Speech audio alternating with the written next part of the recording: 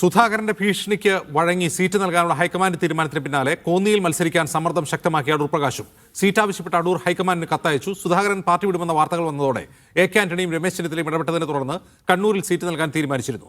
കോൺഗ്രസിന്റെ രണ്ടാം ഘട്ട പട്ടിക ഉടൻ പുറത്തിറങ്ങും.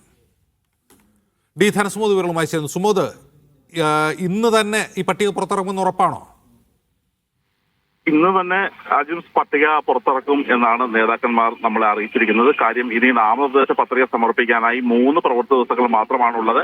ഈ നാമനിർദ്ദേശ പത്രിക സമർപ്പിക്കുന്നതിന് മുമ്പായി ഈ സ്ഥാനാർത്ഥികൾക്ക് പല രേഖകളും സംഘടിപ്പിക്കേണ്ടി വരും. കൃത്യമായ രേഖകളുടെ പിൻബലമില്ലാതെ പത്രിക സമർപ്പിച്ചാൽ അത് സൂക്ഷ്മ പരിശോധനയിൽ തള്ളിപ്പോകാനും സാധ്യതയുണ്ട്. അതുകൊണ്ട് തന്നെയാണ് ഇന്ന് ഈ പട്ടിക പുറത്തിറക്കണം എന്ന് കരുതുന്നത്. പക്ഷെ ഇവിടെ ഇപ്പോഴും ഒരു സങ്കീർണമാകുന്നത് 5 മണ്ഡലങ്ങൾ ഇതുവരെ ഒരു ഒറ്റ പേരിലേക്ക് എത്താൻ കഴിഞ്ഞിട്ടില്ല എന്നുള്ളതാണ്. വടക്കാഞ്ചേരിയിലാവട്ടെ സർവേയിൽ ഏറ്റവും കൂടുതൽ വോട്ട് നേടിയ ഏറ്റവും കൂടുതൽ ആളുകൾ സ്ഥാനാർത്ഥിയായി വേണം എന്ന് പറഞ്ഞത് അനിലക്കരയുടെ പേരായിരുന്നു. പക്ഷെ അനിലക്കരയ്ക്ക് പകരം മറ്റ് 2 പേരുകളാണ് ഇപ്പോൾ പട്ടികയിലുള്ളത്. അതുകൊണ്ട് അത് മാറ്റി ആര് നിയമിക്കണം എന്നുള്ളൊരു കാര്യം, നിയോഗിക്കണം എന്നുള്ളൊരു കാര്യം കോൺഗ്രസ് അധ്യക്ഷന് തന്നെ ഇപ്പോൾ വിട്ടിരിക്കുകയാണ്. അതിന്റെ ഒരു സങ്കീർണതയുണ്ട്. അതിന്റെ ഒപ്പം തന്നെയാണ് ഇപ്പോൾ കെ സുധാകരൻ ചുമത്തുന്ന ഒരു സമ്മർദ്ദം ഹൈക്കമാൻഡിൽ വരുന്നത്. ഹൈക്കമാൻഡിൽ നിരവധി നേതാക്കന്മാരാണ് ഇപ്പോൾ കെ സുധാകരന്റെ സ്ഥാനാർത്ഥിത്വം കണ്ണൂർ തന്നെ അദ്ദേഹത്തിനെ ഈ മത്സരിക്കാൻ അനുവദിക്കണം എന്ന തരത്തിൽ സമ്മർദ്ദം ചെലുത്തിക്കൊണ്ടിരിക്കുന്നത്. നേരത്തെ രമേശ് ചെന്നിത്തല സംസാരിച്ചിരുന്നു. അതിനുശേഷം ഈ മുതിർന്ന നേതാവായിട്ടുള്ള AK ആന്റണി സംസാരിച്ചു. പക്ഷെ എങ്കിൽ പോലും ഒരു അന്തിമമായ ഒരു പട്ടികയോ അന്തിമമായ ഉറപ്പോ ഹൈക്കമാൻഡിൽ നിന്നും ഇതുവരെ സുധാകരന് ലഭിച്ചിട്ടില്ല എന്നാണ് സുധാകരനുമായി ബന്ധപ്പെട്ട വൃത്തങ്ങൾ നമ്മളോട് സംസാരിക്കുമ്പോൾ അവർ അറിയിക്കുന്നത്. സുധാകരൻ 6:25 ഒരു ഫ്ലൈറ്റിന് ടിക്കറ്റ് എടുത്തിരിക്കുകയായിരുന്നു. പക്ഷെ ഇക്കാര്യത്തിൽ ഒരു അന്തിമ തീരുമാനം ഉണ്ടായതിനു ശേഷം നാട്ടിലേക്ക് പോയാൽ മതി എന്നുള്ളതാണ് അദ്ദേഹത്തിന്റെ ഏറ്റവും ഒടുവിലത്തെ തീരുമാനം. അദ്ദേഹം ഡൽഹിയിലെ ഔദ്യോഗിക വസതിയായ ഗോദാവരി ഫ്ളാറ്റിൽ ഇപ്പോഴും തങ്ങുകയാണ്. റൈറ്റ്. അപ്പോൾ സുധാകരൻ മത്സരിക്കാൻ യഥാർത്ഥത്തിൽ ഹൈക്കമാൻഡ് അനുമതി നൽകിയിട്ടുണ്ടോ? നേരത്തെ രാജ്ഭവൻ ഉന്നതാൻ പറയുന്നു പട്ടികയിൽ ഒരു മാറ്റവും ഉണ്ടാവില്ല, CEC അറിയാത്ത ഒരു പട്ടികയിലും മാറ്റം ഉണ്ടാവില്ല എന്ന് പറയുന്നു. എന്താണ് യാഥാർത്ഥ്യം?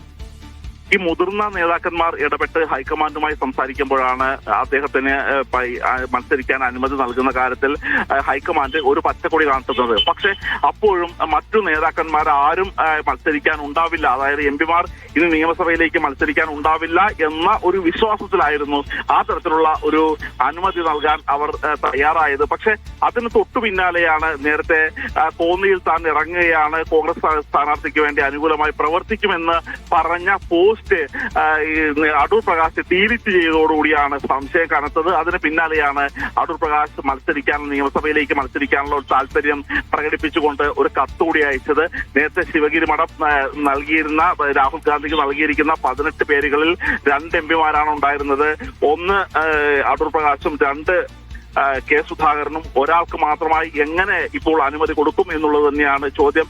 ആ ചോദ്യം തന്നെയാണ് ഇപ്പോൾ ഹൈക്കമാൻഡിന്റെ പ്രവർത്തികൾ കൂടുതൽ സങ്കീർണമാക്കുന്നത്.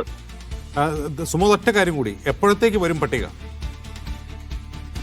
സാധാരണ ഈ പട്ടിക പുറത്തു വരുന്നത് ഒരു സാധാരണ ഒരു 6:30-6:45 സമയത്താണ് വരുന്നത്. അത് ഏതെങ്കിലും സ്ക്രീനിംഗ് കമ്മിറ്റി കഴിഞ്ഞ് അതിനുശേഷം തെരഞ്ഞെടുപ്പ് സമിതി യോഗത്തിന് ശേഷമാണ് ഇത്തരത്തിലുള്ള 6:45-7 മണി സമയത്തേക്ക് വരുന്നത്. പക്ഷെ ഇത് ഇന്ന് പുലർച്ചയോടുകൂടി തന്നെ ഇക്കാര്യത്തിൽ തീരുമാനമായതാണ്. പ്രധാനപ്പെട്ട പട്ടികകളെല്ലാം ഒറ്റപ്പേരിലാക്കിയതാണ്. ആദ്യം അവർ കരുതിയിരുന്നത് 2 പട്ടികയായിട്ട് വിടാം എന്നുള്ളതായിരുന്നു. അതായത് തർക്കമുള്ള ഒരു 6-7 സീറ്റുകൾ മാറ്റിവെച്ചിട്ട് ബാക്കിയുള്ള സീറ്റുകൾ മൊത്തം വിടാമെന്നായിരുന്നു. പക്ഷെ ഏറ്റവും ഒടുവിൽ ഇന്നത്തെ രാവിലത്തെ തീരുമാനം ഇനി സമയമില്ലാത്തതിനാൽ ഒറ്റ പട്ടികയായിട്ട് വിടാമെന്നുള്ളത് തന്നെയാണ്. അതിനിടയിലാണ് ഈ നേതാക്കന്മാർ സൃഷ്ടിക്കുന്ന ഒരു കൺഫ്യൂഷൻ ഹൈക്കമാൻഡിലും വലിയ തരത്തിലുള്ള ഒരു സമ്മർദ്ദമാകുന്നത്. അതുകൊണ്ട് ഏത് സമയത്താണ് പട്ടിക പുറത്തുവിടുന്നത് എന്നുള്ള ഒരു കാര്യം കൃത്യമായി പറയാൻ കഴിയാത്ത ഒരു അവസ്ഥയിലായി കാര്യങ്ങൾ കുഴഞ്ഞു മറിയുകയാണ് ഡൽഹിയിൽ. അതായത് ഇന്നലെ രാത്രി ഉണ്ടായിട്ടുള്ള അതേ ആന്റി ക്ലൈമാക്സിലേക്ക് ഇന്നും പോവുകയാണോ സുമോദ്? ഇന്നലെയാണെങ്കിൽ ഒരു 15ഓളം സീറ്റുകളിൽ ഒരു കൺഫ്യൂഷൻ ഉണ്ടായിരുന്നു. അവർ നേതാക്കന്മാരെല്ലാം ഇരുന്ന് സംസാരിച്ചതിന് ശേഷം ആ ഒരു കൺഫ്യൂഷൻ അല്ലെങ്കിൽ സങ്കീർണത ആ ഒരു പാനലാക്കി ചുരുക്കിയ ഒരു 5 സീറ്റിലേക്ക് മാത്രമായിരുന്നു ചുരുക്കിയിരുന്നത്. ആ 5 സീറ്റിന്റെ ഒരു സങ്കീർണത നിൽക്കുമ്പോൾ തന്നെയാണ് ഇപ്പോൾ സുധാകരനും അടൂർ പ്രകാശും സൃഷ്ടിച്ച ഒരു തലവേദന കൂടിയാകുമ്പോൾ ഇപ്പോൾ സങ്കീർണ വിഷമസന്ധി ഒരു 7 സീറ്റിലേക്ക് വരികയാണ്. ഇത് പരിഹരിച്ചാൽ ഉടൻ തന്നെ പട്ടിക പുറത്തുവിടും എന്നാണ് ഹൈക്കമാൻഡ് അറിയിക്കുന്നത്.